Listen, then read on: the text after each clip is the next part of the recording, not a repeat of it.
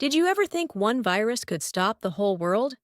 Just a few years ago, people everywhere were forced to stay inside, schools and offices closed, and masks became a part of everyday life. It all started with a strange sickness in a city called Wuhan. That's right. We're talking about COVID-19, the disease that changed how we live. It spread so quickly that it became a global pandemic.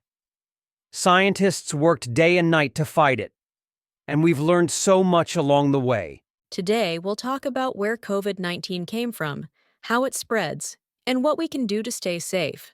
We'll also look at the surprising long-term effects it has on some people and what this means for the future. And trust me, some of the stories behind the science will amaze you. So stay with us as we dive into the world of COVID-19. Let's start at the beginning. COVID-19 was first seen in Wuhan, China, in late 2019. People were getting sick with a new type of pneumonia, and no one knew what was causing it. That's true.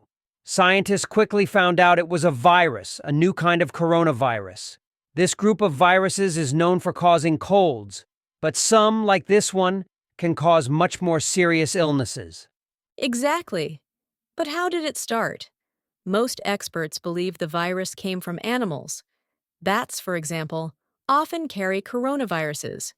And it's possible the virus passed to humans through another animal, like a pangolin, at a market. Yes, and this isn't the first time something like this has happened. Do you remember SARS in 2003 or MERS in 2012? Both were caused by coronaviruses that jumped from animals to humans. It's a pattern. And when the virus started spreading, people gave it names like Wuhan virus or coronavirus.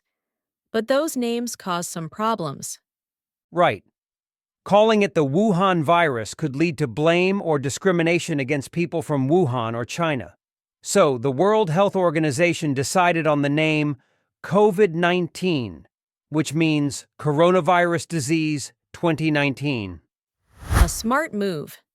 They also named the virus itself SARS-CoV-2, linking it to the earlier SARS virus, but making it clear this was something new. It shows how important words are, especially during a global health crisis. Clear, fair naming helps fight fear and focus on facts. And with that, the world had a name for its biggest challenge in decades. When COVID-19 began spreading, people noticed its symptoms could be very different from person to person. Some people felt only a little sick, while others became seriously ill. That's true. The most common symptoms are fever, cough, and feeling very tired. Many people also lose their sense of smell and taste, which is unusual for most illnesses. Yes, and some people get other symptoms too, like a sore throat, muscle pain, or a runny nose. In more serious cases, people have trouble breathing, which can be very dangerous. But not everyone who gets the virus feels sick. Did you know that about 1/3 of people who catch COVID-19 don't show any symptoms at all? I've heard that. These people are called asymptomatic, which means they don't feel sick, but they can still spread the virus to others without knowing it. Exactly. For those who do get symptoms, most have mild ones. But about 14% of people develop more serious problems, like low oxygen levels. Around 5% get very sick and need to go to the hospital. And older people or those with health problems like diabetes or heart disease are at a much higher risk of serious illness. That's why it's so important to protect them. What's also worrying is something called long COVID. Some people, even after they recover, feel tired or have trouble breathing for weeks or months. That makes this disease even more challenging. It doesn't just end when someone tests negative. COVID-19 is full of surprises, and that's why scientists keep studying it. Yes, understanding the symptoms and their effects has been key in learning how to fight this virus. Every bit of information helps save lives. One of the scariest things about COVID-19 is how easily it spreads. At first, people didn't understand much about how the virus moved from person to person. That's true. Now we know it spreads mainly through tiny droplets in the air. When someone with COVID-19 talks, coughs, sneezes, or even breathes, these droplets come out and can be breathed in by others. It's even worse indoors, where the air doesn't move much. The virus can stay in the air for a while, especially in small or crowded rooms. That's why fresh air is so important. Exactly. And touching surfaces can spread the virus too, though it's less common.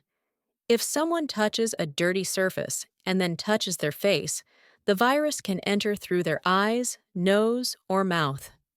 Knowing this, experts have told us to take simple steps to stay safe. Wearing a mask, for example, is one of the easiest and most effective ways to stop the virus. Yes, masks catch most of the droplets before they go into the air. They protect both the person wearing the mask and those around them. And social distancing is important too. Staying about 2 meters apart can lower the chance of the virus reaching you. Don't forget hand washing. Washing your hands with soap for at least 20 seconds kills the virus. If you don't have soap, hand sanitizer works too. Another big tip is to keep rooms well ventilated. Open windows or use fans to move the air around and push out any virus particles. Vaccines have also been a game changer. They don't just protect you from getting very sick, but they also reduce the chance of spreading the virus. It's amazing how much we've learned about stopping COVID-19. Small actions can make a big difference in keeping everyone safe. Vaccines have been one of the most important tools in fighting COVID-19. Before they were made, people could only try to avoid the virus. Now, vaccines give us real protection. That's right. Scientists worked faster than ever to create vaccines. Usually it takes years to make one, but COVID-19 vaccines were ready in less than a year. It's amazing what can happen when the whole world works together. And they're very effective. Vaccines don't just stop most people from getting very sick, they also reduce the chances of dying from the virus. Plus, they make it harder for the virus to spread. Yes, but some people still worry about side effects. It's true that you might feel tired, get a sore arm, or even have a fever for a day or two, but these effects are small compared to how much vaccines protect you. That's important to remember. And besides vaccines, doctors have also found better ways to treat people who get sick. For example, they use oxygen therapy for people who have trouble breathing. Right? There are also antiviral drugs that can help fight the virus if given early. And for very serious cases, treatments like steroids can reduce the inflammation in the body. Another option is monoclonal antibodies. These are lab-made proteins that help the body fight the virus, especially for people at high risk of severe illness. It's amazing how much progress has been made, but vaccines remain the best defense. They protect us and help slow the spread of the virus to others. Exactly. The more people get vaccinated, the closer we are to stopping COVID-19 for good. Vaccines have truly been a game changer in this fight. Even after people recover from COVID-19, the story doesn't always end there. Some face something called long COVID. Have you heard about it? Yes, it's when symptoms don't go away for weeks or even months after the infection is gone. People can feel tired all the time, have trouble breathing, or even struggle to think clearly. They call that brain fog. It's like your mind feels slow or cloudy. Imagine trying to work or study with that. Long COVID can make normal life really hard. And it doesn't just affect one part of the body. Some people have chest pain, muscle aches, or problems with their heart or lungs. In severe cases, the virus can even damage organs. That's why doctors and scientists are working hard to understand it better.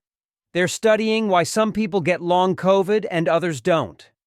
Age and health conditions might play a role, but there's still so much to learn. What's worrying is that even young, healthy people can get long COVID. It doesn't only happen to those who had severe cases. Sometimes people with mild symptoms can face these long-term problems too. This is why getting vaccinated is so important. Vaccines can lower your chances of severe illness and long-term effects. Prevention is always better than dealing with the problem later. That's true. And for those already dealing with long COVID, doctors are finding ways to help. Treatments like physical therapy, breathing exercises, and even mental health support can make a big difference. It's good to know there's hope for recovery. Long COVID is a tough challenge, but with research and care, we're learning how to fight it every day. COVID-19 has taught us so much, hasn't it? It showed us how quickly the world can change and how connected we all are. Absolutely. One big lesson is the importance of being prepared. Countries with strong healthcare systems and plans for emergencies handled the pandemic better. And it wasn't just about healthcare. We learned how important science is. Vaccines, treatments, and even simple advice like wearing masks came from researchers working hard to protect us. Yes, but it also showed us some weaknesses. Many countries struggled with shortages, things like masks, hospital beds, and even doctors and nurses. Now, people are talking about how to fix these problems before the next pandemic. And let's not forget how much teamwork mattered. When countries, scientists, and health workers shared what they knew, we made progress much faster. That's true, but there's still more to do. For example, making sure everyone, even in poorer countries, gets access to vaccines and treatments. The virus doesn't stop at borders. You're right. And the future isn't just about this pandemic. It's about preventing the next one. Experts say things like protecting nature and reducing wildlife trade can lower the risk of new viruses spreading. Another key is education. People need to know how to stay safe, follow science, and avoid spreading misinformation. Clear communication can save lives. And we can all play a part. From washing our hands to supporting global health efforts, small actions can make a big difference. COVID-19 was a wake-up call for the world. If we learn from it, we can be stronger, safer, and better prepared for the future. COVID-19 changed our world in ways we never expected. But it also showed us the power of science, teamwork, and simple actions to protect each other. That's right. We've learned so much about where it came from, how to fight it, and what we can do to stay safe. But there's still more to understand, and the story isn't over yet. Thank you for joining us on this journey through the facts and lessons of COVID-19. We hope it helped you see the bigger picture. If you like this episode, don't forget to share it, give it a thumbs up, and subscribe for more. And let us know in the comments whose story or topic we should explore next. Until next time, stay safe, stay curious, and take care.